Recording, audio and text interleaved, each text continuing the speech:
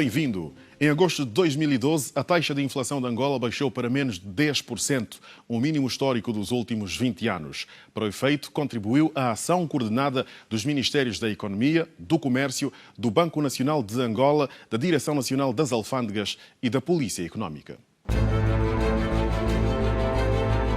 É a primeira vez em mais de 20 anos que o ritmo do crescimento dos preços em Angola se escreve com apenas um dígito.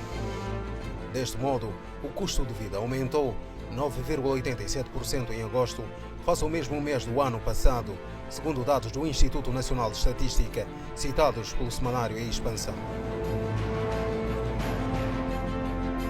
O economista Carlos Rosado de Carvalho diz que os números atuais são fundamentais para a estabilização macroeconómica. A inflação é caracterizada como sendo uma subida generalizada do nível de preços. Isto é, quando o custo de vida aumenta. E justamente a inflação mede a variação do custo de vida, a variação dos preços, o aumento dos preços. E o que acontece é o seguinte: quando os preços aumentam muito, os nossos salários, infelizmente, os nossos rendimentos, infelizmente, não aumentam tanto como a inflação. O que significa que, para comprar o mesmo número de coisas, nós precisamos de mais dinheiro e não temos. E por isso é um imposto. É dinheiro que nos é retirado. E é escondido porquê? Porque os impostos são conhecidos. Nós sabemos, temos que pagar imposto do IRT, temos que, quando vamos consumir, temos que pagar, e portanto isso nós sabemos. É visível. No caso da inflação, é um imposto que não é assumido, na medida em que nós perdemos poder de compra, porque este poder de compra é corroído pelos preços.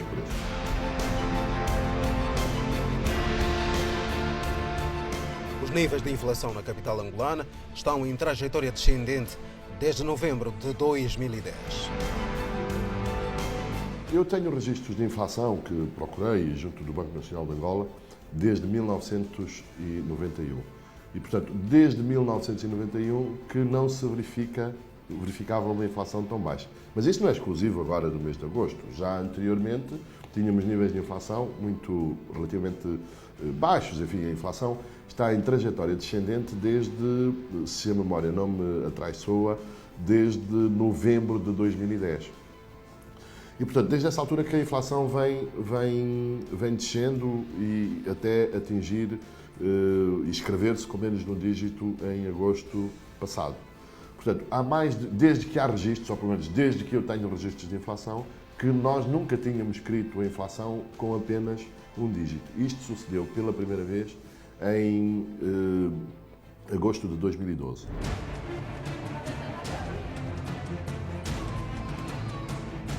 Segundo dados do Instituto Nacional de Estatística, das 12 classes de bens e serviços analisadas mensalmente, a alimentação, bebidas não alcoólicas, hotéis e restaurantes são as que mais influenciam a variação de preços em Luanda. Estas discussões à volta da inflação são sempre muito complicadas. Porquê?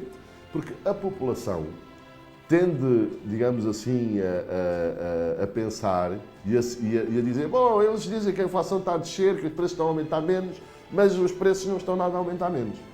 E isso é porquê? Porque cada um de nós tem a sua própria taxa de inflação.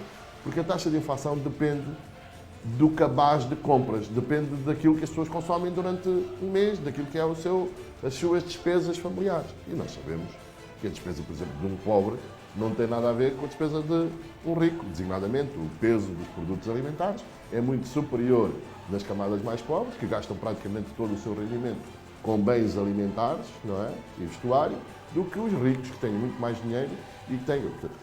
Se aparecer alguém a dizer: não, eles dizem que a inflação baixou para menos de 10%, mas não, eu não acredito, porque os preços permitem aumentar. É natural que isso suceda em Angola, sucede em todos os países, porque a inflação que nós temos percebida, nós individualmente, normalmente é acima daquela que é efetivamente estimada pelos especialistas que fazem estes cálculos. O professor da Universidade Católica de Angola diz que, apesar de ser ainda muito cedo para se cantar vitória, a tendência decrescente do preço dos principais produtos poderá continuar. Porque há, efetivamente, uma tendência decrescente que vem desde novembro de 2010. E vamos ver porque é que isto aconteceu, ou porque é que isto está a acontecer. Em primeiro lugar, pela estabilidade cambial. O que acontece é o seguinte, nós importamos a maior parte daquilo que nós consumimos internamente, porque a nossa produção é muito fraca. E o que é que sucede? Se o Kwanza se desvalorizar, os produtos estrangeiros, mesmo que mantenham o mesmo preço, por exemplo, um produto custa $100. O produto pode custar a mesma $100, mas se o Kwanza se desvalorizar, em Kwanzas fica mais caro. E a verdade é que depois de 2008, 2009, em que houve, 2010 também, que houve ali uma certa desvalorização do Kwanza, a partir dessa altura o Kwanza tem-se mantido mais ou menos estável. E, portanto, isto contribui para diminuir a taxa de inflação. Outra coisa que faz com que a inflação seja elevada, ou possa ser elevada, tem a ver com a quantidade de dinheiro que existe na economia. O que é que acontece? Se há muito dinheiro na economia, significa que as pessoas vão comprar mais coisas. Se as pessoas querem comprar mais coisas, mas a produção é a mesma, o que é que acontece? Os preços sobem. E desse ponto de vista, temos tido, da parte do Banco Nacional de Angola, uma política monetária mais restritiva. Isto é, a quantidade de dinheiro que o Banco Nacional de Angola tem na economia tem aumentado, mas tem aumentado menos do que aumentava.